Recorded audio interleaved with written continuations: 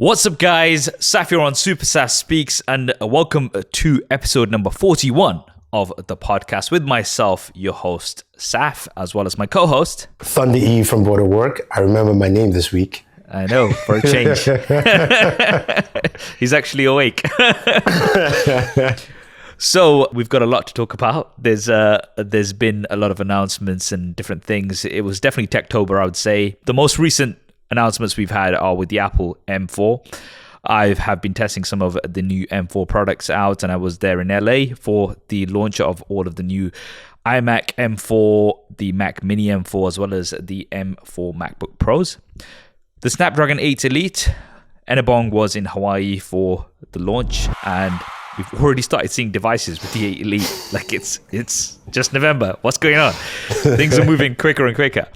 Then we had a bit of a quiet announcement of the Galaxy Z Fold 6 Special Edition, and this is Korea only. It kind of makes up for a few of the shortcomings of the Fold 6, but I'm not sure if we're going to be able to get hold of that. We'll talk about that. And finally, there are rumors that we might have a Galaxy S25 Slim. Now, we've had lots of general S25 leaks that we've been covering in the past few episodes, but in this one in particular, we will be just focusing on the potential slim version. Right, so Enabong, we'll start with the Apple M4. Right, I was in LA last week. I also get a chance to interview Joz from Apple, as well as John Turnus. So it was quite cool because it was a bit of a last minute thing, and I think I did ask them a few tough questions as well, which was fun to do and just kind of get a bit more of an idea. But the M4 chips, right? So firstly, performance, everything's looking as expected. Pretty impressive, especially compared to a lot of what else we have out there. Yeah, it's pretty good. But one thing to note, I have to throw that out there, is that Apple did a lot of their comparisons to the M1. And even though there's a good bump from the M3, we're slowly seeing, again, that reduction of just the performance. And, it looks like even Apple themselves know that, look, a lot of people on the M1, this is a good opportunity to upgrade to the M4. And one of the things I did like was the MacBook Pro had just a base M4 variant. Yes. Which to me felt like just like a slightly upgraded Air with the SD card slot. And that is pretty much what a lot of people, I think, will be able to just use comfortably. Yeah, but the thing is with that, again, that was something that I did ask them about. Was like, okay, what about the MacBook Air M4, right? And, he just kind of dodged that question, of course. But it looks like they're kind of focusing on, okay, if you want the M4 performance, then you've got the Pros. Now, let's break down the different products. So firstly, we'll look at the iMac. So the iMac, we've not had a refresh since the M1. So I think it was needed, and that's probably why that they've made those comparisons as well, because realistically speaking, if you are on the M2, if you're on the M3, then there's no need for you to upgrade. If you're on the M2, I mean, you still got another year at least, maybe a lot longer. Most people kind of hold on to their devices, especially when it comes to laptops and desktop machines for longer. But then if you're on the M1, it's like maybe, okay, look, let me see what we have now. The one other thing to mention as well is that Apple Intelligence is supported throughout. So as long as you've got Apple Silicon, if you've got an M1 chip, M2 chip, M3 chip, they're all going to support Apple Intelligence anyway. So it's really the performance that's going to give you the edge. And on the iMac, we've got some new, more vibrant colors. We've got the nano texture glass option, which is definitely something that I personally like. What are your opinions on that? I mean, I think it's cool. I like it. I like just less glare, especially in daylight sunlight, even just in like a room with a lot of lighting, because we live in a world now where everybody wants more fresh light, and using your laptop in a coffee shop becomes annoying. You don't want to be that person squinting and looking, real close. So I like this kind of improvements addition. The only thing I hope for in the future, this is not a dig at Apple, anyone, is manufacturers just make it standard. I would prefer if this was standard than anything else, but I like the inclusion in there. Yeah. So I do prefer it. Now, it has a bit of an impact on just the general vibrancy of the screen, I would say, just a tad. I mean, you're going to get that with anything like that. So it's just something that I did notice a little bit. But overall, I mean, it's a trade-off that I'm more than happy to work with. It's just makes a big difference, especially if you're in different environments. I'd say like with an iMac, necessarily you don't necessarily have to go with it because you're going to have that in a set location.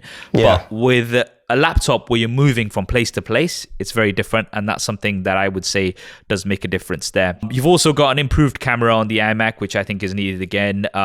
It has center stage and it also has desktop view, which is quite cool. So then you can show what you've got on your desk, and that's something that I think is pretty cool that they've got on there.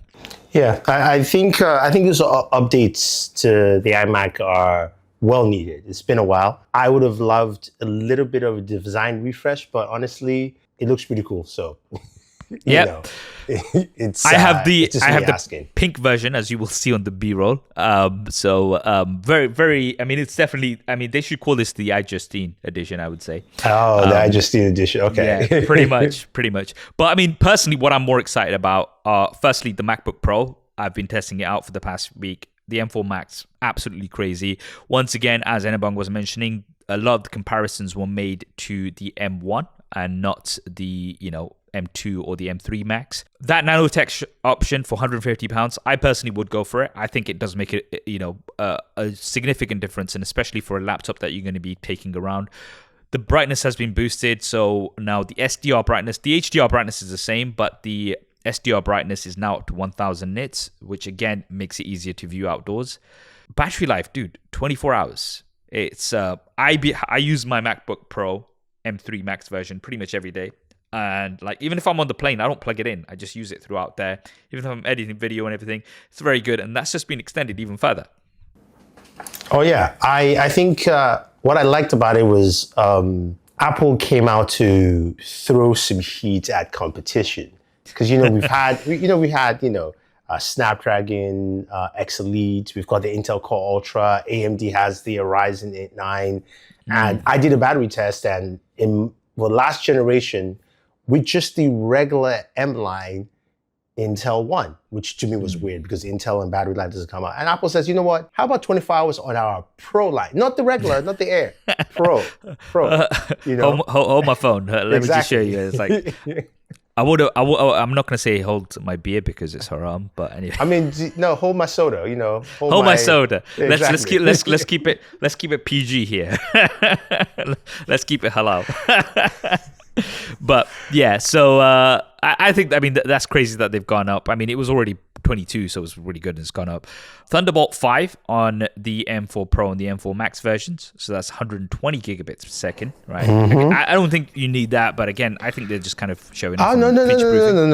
Please! Don't cut that short. You know how you creators are. I'm discounting myself out of here because I don't usually shoot with big files. I know people who would shoot like a YouTube video and it's like almost a 200 gigabyte workflow, and you're transferring it back and forth at 120 gigabits per second. I mean, come on. But what's the Thunderbolt 4 speeds? What were they?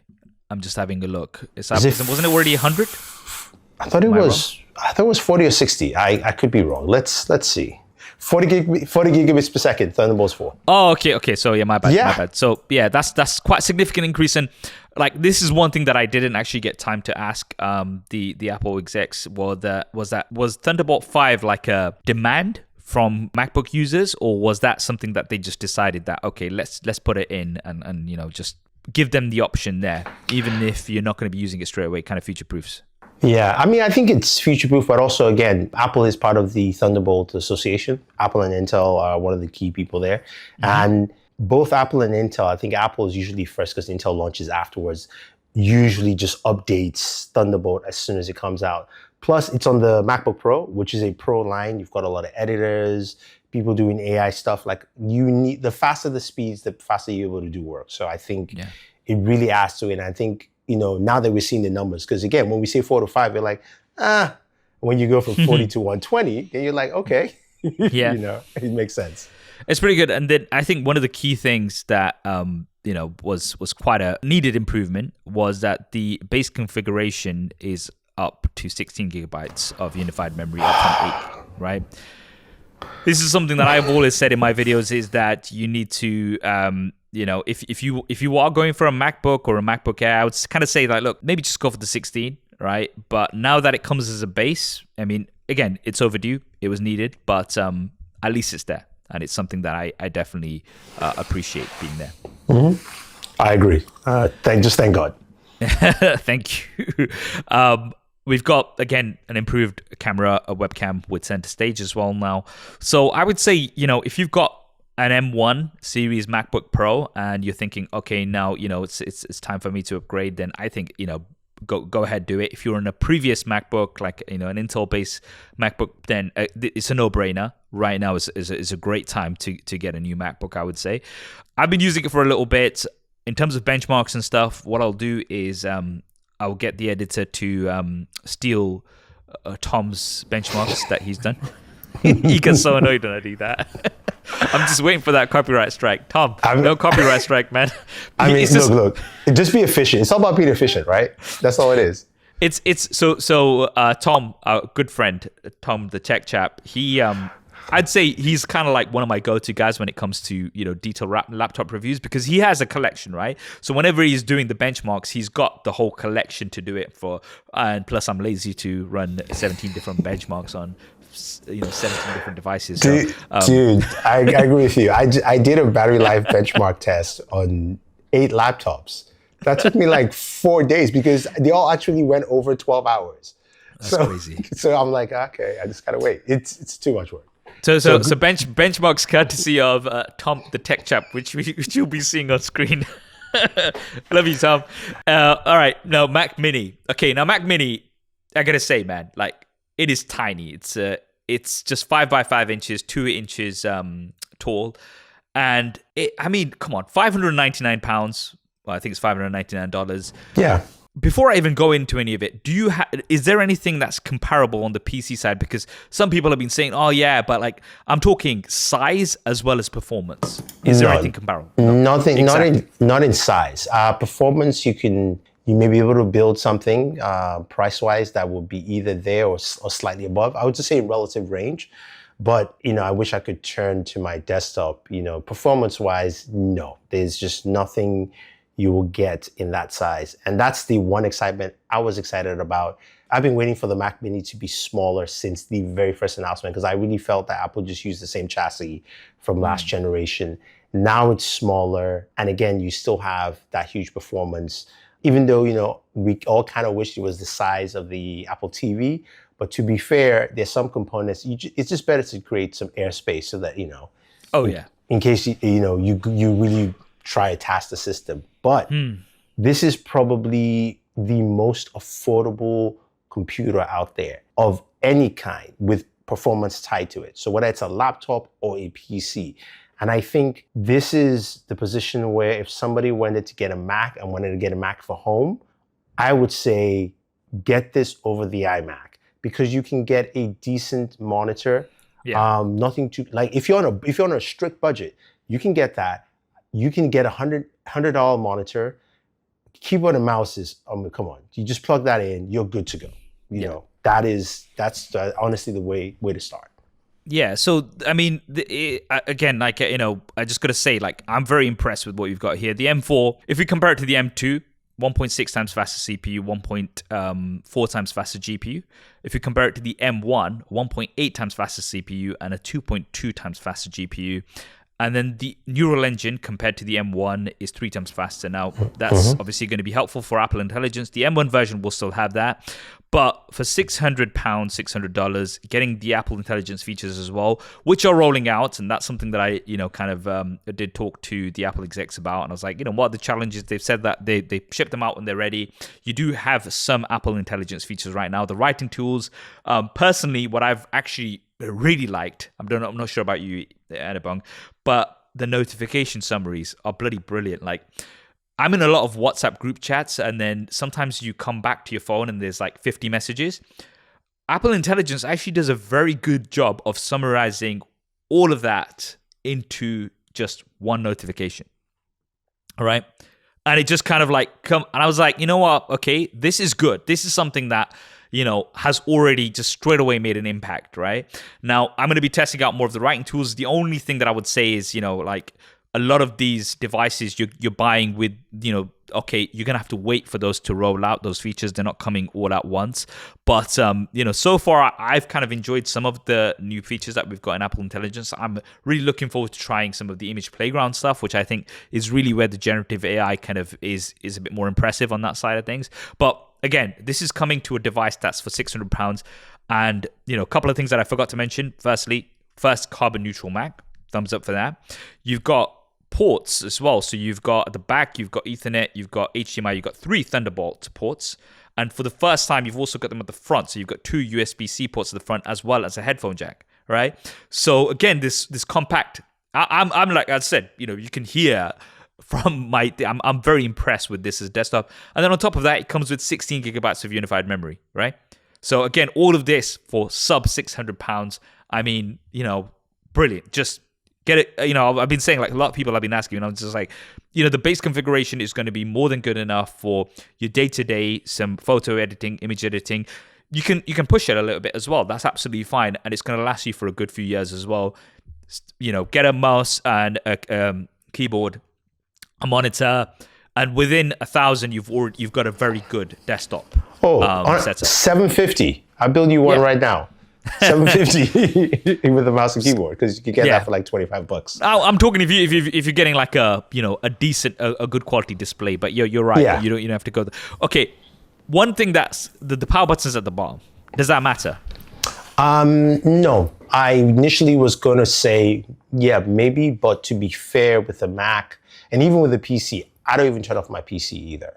And it goes into sleep mode. You hit you hit your keyboard or your mouse, comes back up. So to be fair, not necessarily a big thing. Some people talk about the aesthetics of it and also metal pushing parts and stuff like that. The only thing I wish is that the power button was in the front at the bottom. It can be at the bottom as it was, but just in the front. That would be easier than you trying to, in case you want to, power it off or whatever the case may be. But I think that's the only design change that I would have done. Okay, fair enough. I'd say that's a compromise, like, considering how many positives there are for this device. It's like, okay, power button at the bottom, no big deal. On a side note, the Magic Mouse, they didn't change it. It's USB-C, but it's still at the bottom. Now, me and Tom were actually having this debate, right? Okay, firstly, I'll ask you what your opinion is of having the Magic Mouse port at the bottom. Lazy. Simple. That's all it is. They just didn't want to do anything with it at all.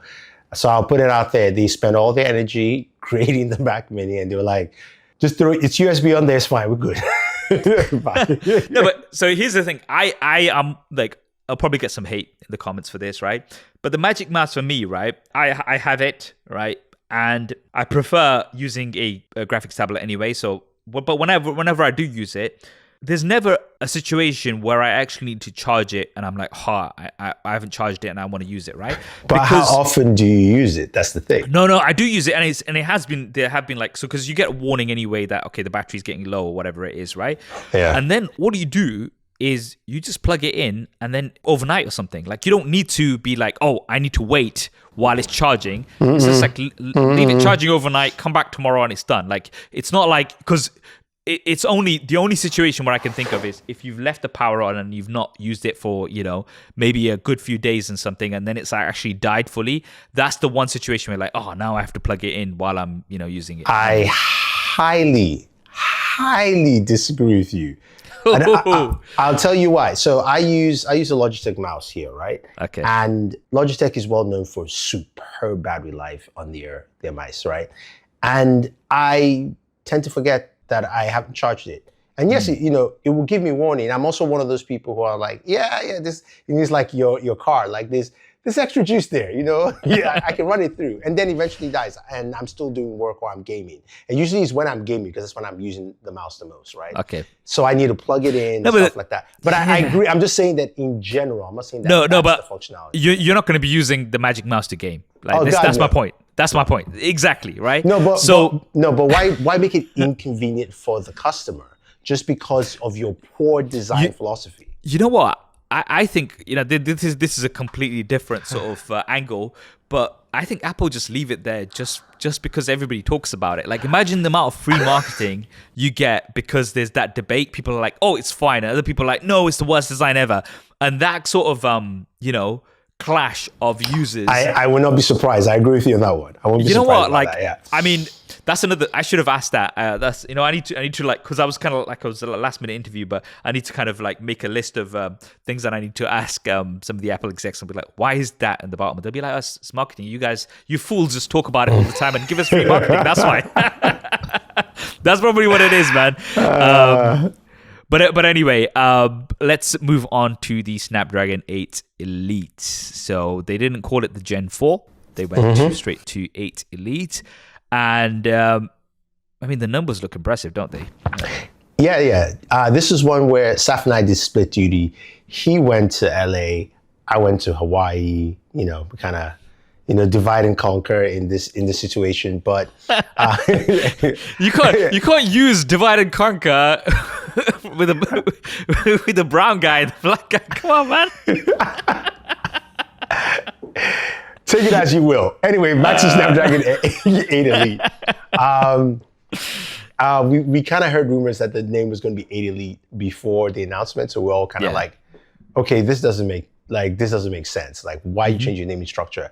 Then we saw what they were doing with the CPU cores, the GPU, and then the performance, and we're like, okay, this is to me the first chipset that, even though I think the others could have done it, clearly is that, like how Apple went to the A17 Pro. This is clearly that just clear jump to say, okay, look, we can play PS3, PS4 games on this thing. Honestly, I think it can.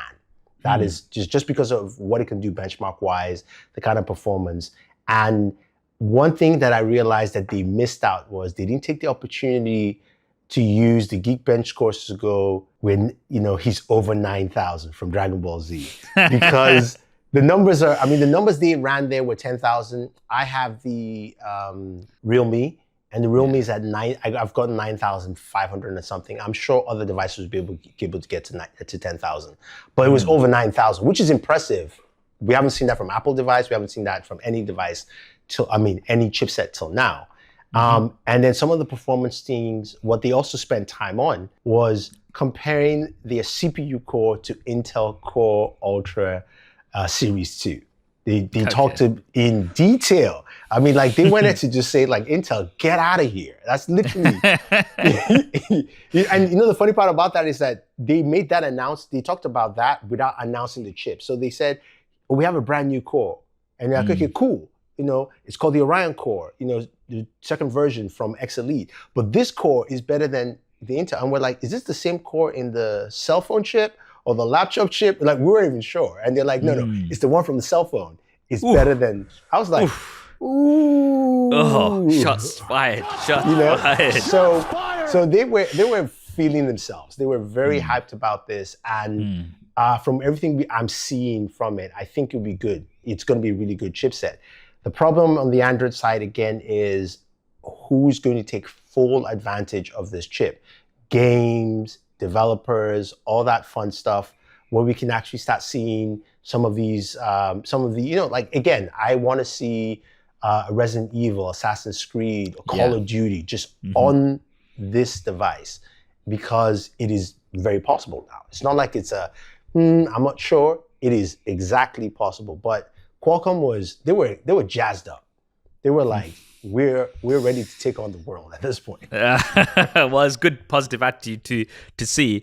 The only thing for me is, like, we've already got, it's November, right? So this chip is technically a 2025 chip, right? Okay, so this is the chip. But we've already got, like, the OnePlus 13. People have already got that. I know it's not the version with the Western OEM, but like the Chinese version. You've got, was it the Realme? Yeah, dude, this is how bad it was there. They announced the chip. Xiaomi CEO comes out and says, we are partners with, and we have a launch event of the Xiaomi 15 with Snapdragon 8 Elite on October 31st. And then right after, Honor CEO comes out and goes, we are launching October 30th. And then after he says that, we all get a press release from Realme saying, we're launching next week, in 5 days.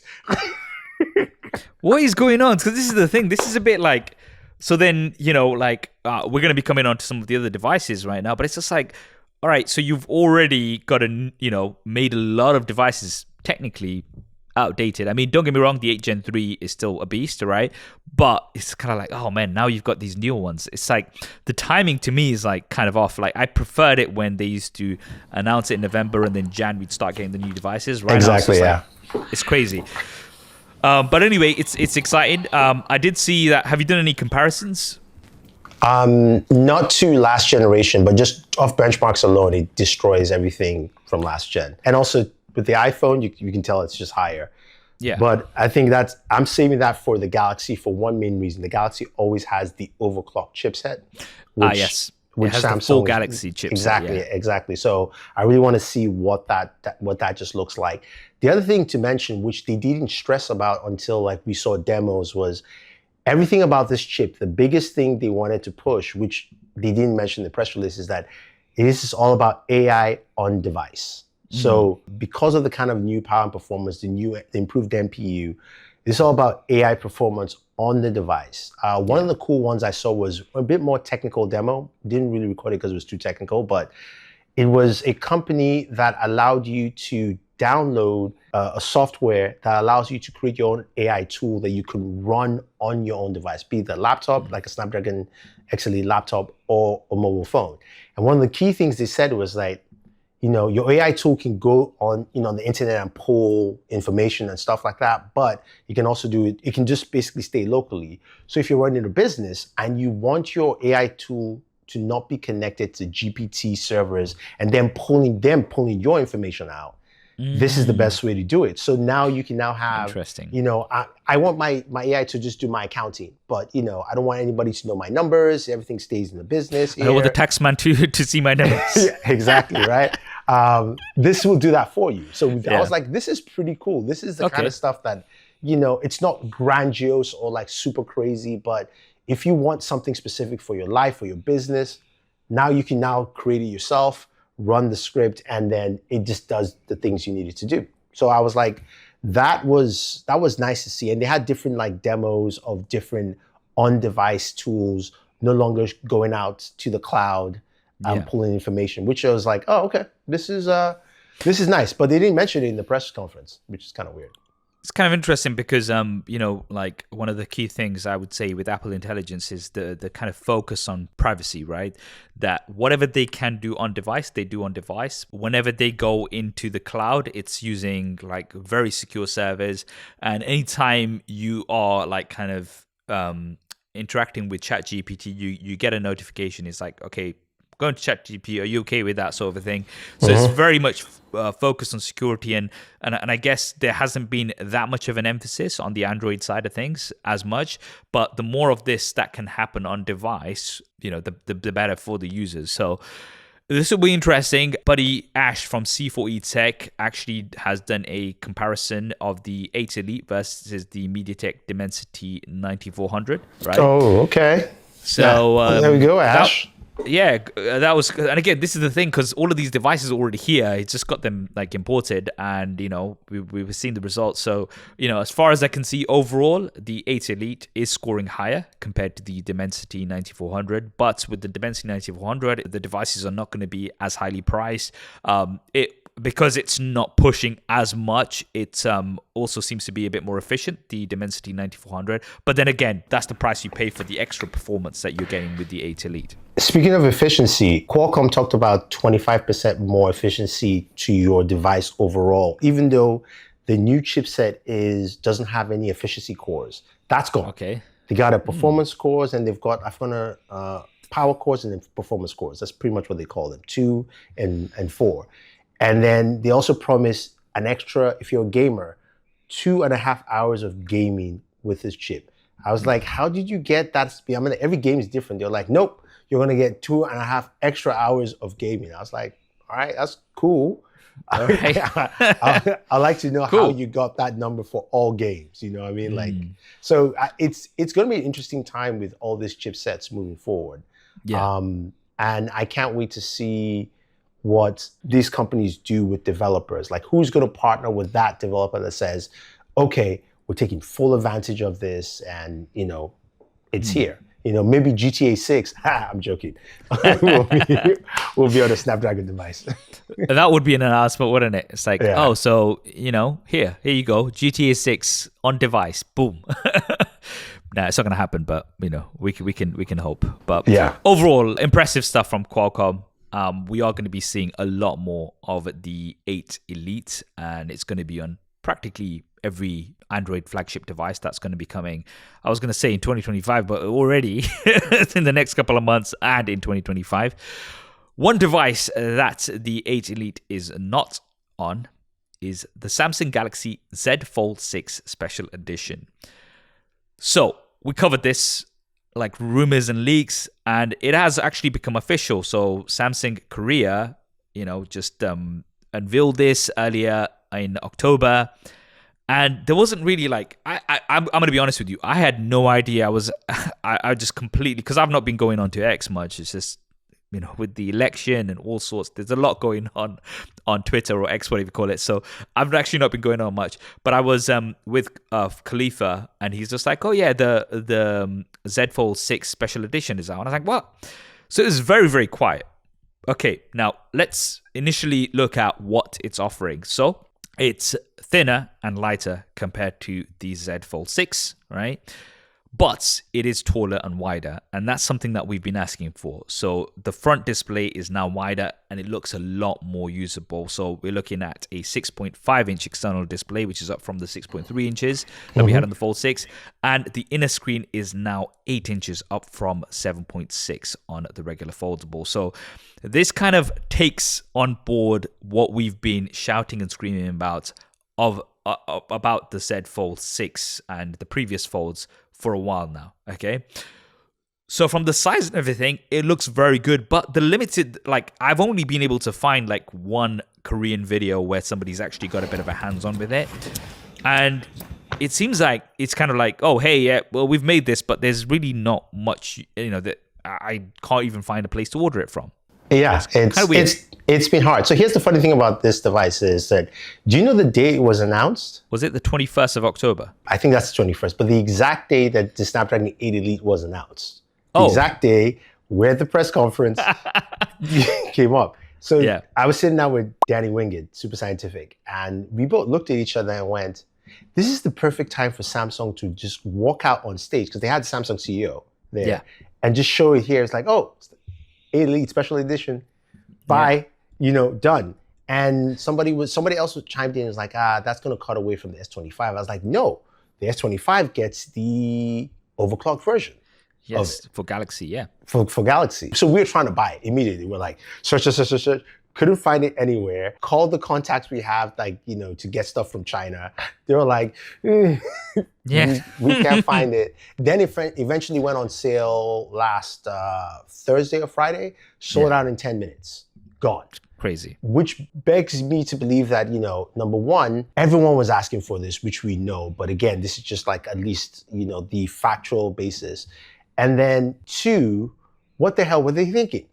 Exactly. Because to me, it doesn't make sense. Now, I've heard some rumors. I also had some chat with a few industry insiders who said that this device was supposed to be launched with the Z Fold 6, but then was scrapped.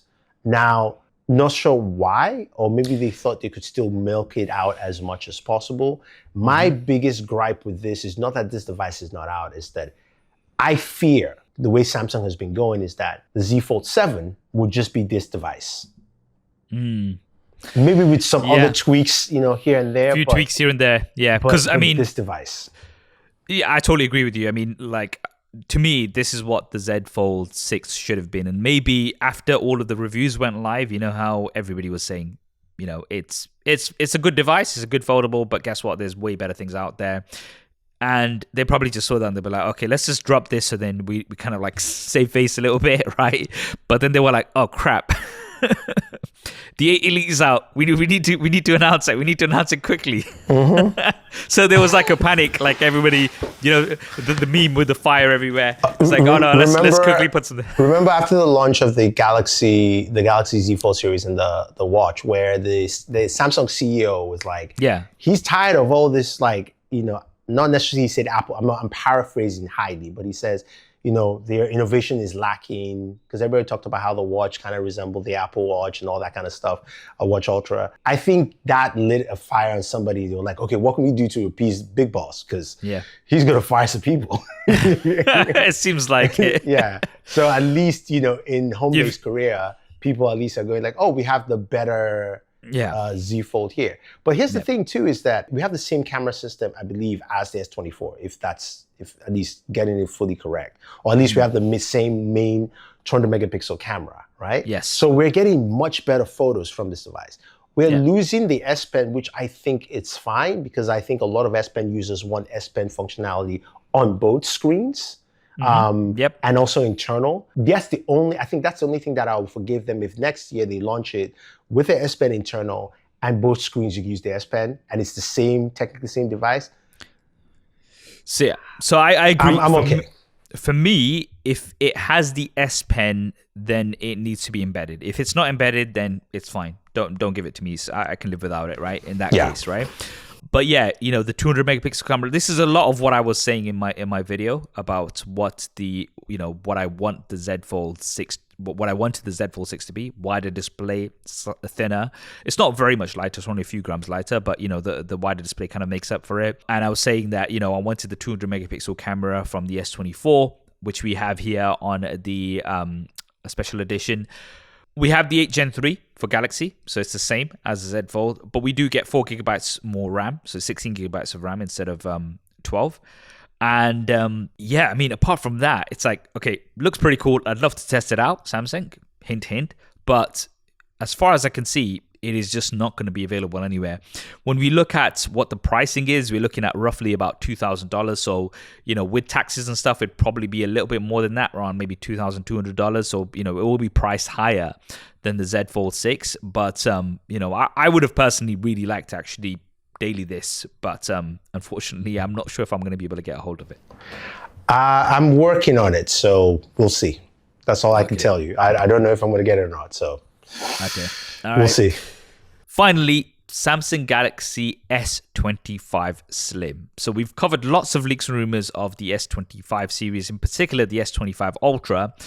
But we now have some reports that the Samsung Galaxy S25 may be getting a Slim edition, right, later in the year. So you're going to get your standard in January. You're going to get the S25, the S25 Plus, and the S25 Ultra. But then, sort of maybe a few months later, sort of mid-year, they're going to have a slimmer version of the S25. And there's also a report from the Elec, which is that they might turn the S25 FE into a slim model, right? There aren't many renders or leaks or anything like that as yet, but it kind of seems to me, because there have been rumors of an iPhone Slim. Have you heard of these?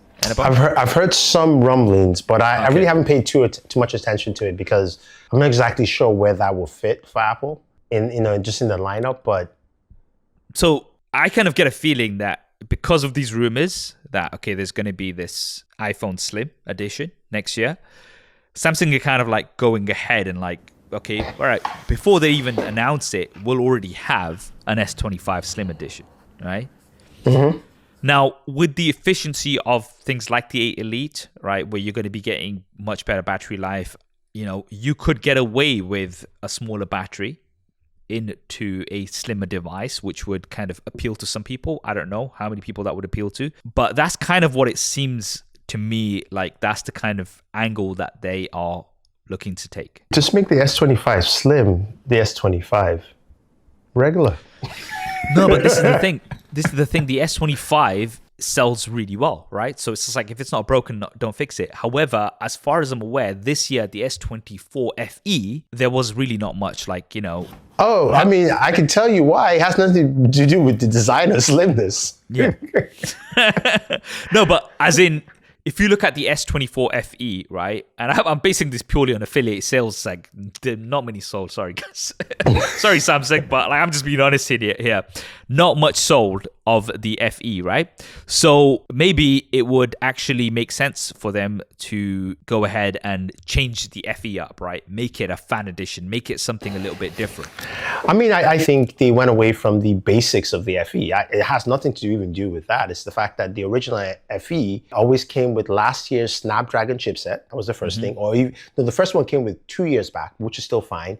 And the price was well balanced. So looking at this year's FE, if this year's FE had gone with a Snapdragon 8 Gen 2, or even the 8 Gen 1 you wanted to, and your price was 500 or sub 500, done. You would get people picking up like, yeah, plastic body, whatever. It's still a Galaxy, I'm going to get that. But this year we have an Exynos chipset, which nobody likes. And then we also have price point that doesn't make any sense for most people. So we're going, I don't think I want this device, or it's worth it. I might as well just go, like I had this discussion with Hayato. We're looking at it and he was like, just get an S25. I'm sorry, an S24. Just save up and buy an S24. Exactly. And call it a day. And even still, the funny part, because at least I'm not sure how it is in the UK, but in the US, most people buy their phones through the carrier. So it's basically, we looked at it, to buy an regular S24 was an additional $5 a month or something like that. Yeah. So just, it's a no-brainer, isn't it? Just go for the S24 regular. Yeah. Why make the compromises for something that's not really going to offer it? I totally understand. But the thing is, like, from this report, it's kind of like it might also be a bit of like a preview to kind of sense what the demand is for a slimmer version, and then maybe turning the S26 series into this sort of new slimmer design, right? So it might also be a bit of a sort of preview or a tester, shall we say, from Samsung's point of view, to kind of see, okay, let's see what the attention is. But I mean, I wouldn't be surprised if they did like to make the S25 FE different based on what happened this year with the S24 FE. Maybe they take a little bit of a different angle. It's like, okay, look, all right, so sure, you could get the S25 regular edition, but this is what differentiates the fan edition, right? So it's not as cheap, but I don't know. There's some possibilities. There really isn't much other information about this slim version as yet. We're going to have to wait and see what kind of comes in the next few months, and especially after the release of the S25. But we'll be keeping an eye on this because it'll be interesting. I mean, I'm personally, I don't think we need slim phones. I think we're, the kind of size that we've got, something like the S24 or the S24 Ultra, pretty good. If you want something smaller, you can go for the regular version. If you don't mind something bigger, then you can go for the larger versions. As far as we've seen, the trend for smaller phones has kind of gone. Like, we had the iPhone minis, which are gone. We had the Zen phones, which have now gone to a regular size. Although the smaller size, physical, like screen size, is a trend that's kind of, dying and dead, I would say. Maybe the slimmer size phone might be something that appeals to some people. Who knows? I mean, maybe. I think we need slimmer foldables. And I think the smaller phone is dead, but I think it lives on in the flip. I think a lot of people like the idea of that, like clamshell flip, a big display in front, which I can quickly see stuff or do whatever I want to do. I think that's where we are now. And you're right. Nobody really cares for a smaller phone. Thank God. I'm in the big phone category because... okay, so this is an interesting angle then. So how you're saying the flip, and I totally agree with you, that's kind of taken the small phone angle. However, when it's folded, it is a little bit thick, right? So maybe slimmer. If you've got a slimmer S25, sort of like if they kind of take that approach, right? So you've got the 8 Elite, which is going to be efficient on battery life, so you're still going to get pretty good battery life. But when it's folded, it doesn't feel like, like a chunk, like a biscuit, like a block. It kind of feels like, this is quite cool. And then it's like a little ice cream bar. Yeah. It's like an ice cream sandwich, but it almost like kind of replicates, like a mirror, the powder mirror that you get in in a makeup bag, right? So it kind of like replicates that, because that's the kind of thing that they were aiming for, right? Let's be real, the flip is something that is more targeted towards women. I'm not saying that men don't like it. I'm saying that it kind of, the way the kind of design that they have and the way they kind of market it, I would say, is for that sort of demographic. So maybe having it slimmer would kind of just fit that demographic even more. So maybe this slim is the sort of pathway to that. Oh, absolutely. I think you're definitely right. Just because, a woman's handbag, especially going out at night, it's not the big purse. It's smaller. You want it to fit into that handbag. And even to be fair, as a guy, when you fold it, you put in your jeans, it's thicker than your phone. So you want it to be slimmer too. Even if you like a foldable or flip phone, you want to be able to slide into your pair of jeans that you can actually wear. So I definitely agree with you. I think those two dynamics will fit.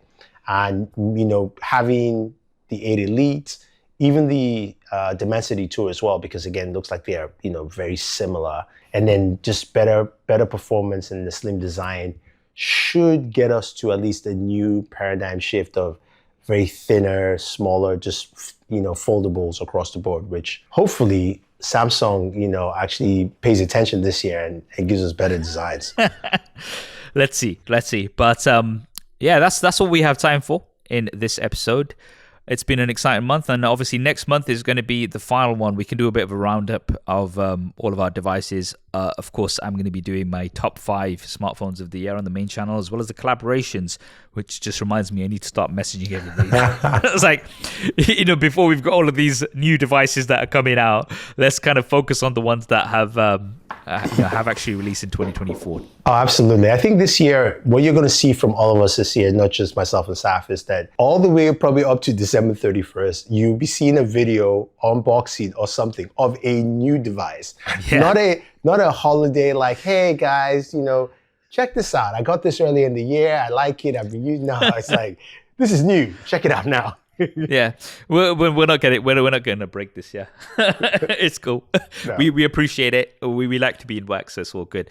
But yeah, so that's what we have time for. Hope you guys enjoyed the episode. As always, do consider subscribing on the YouTube channel, and if you are listening to this on your favorite podcasting platform, do drop us a rating, and we will see you in December's episode. This is your host, SuperSaf, with my co-host Thunder E from Go to Work. And we'll see you next time.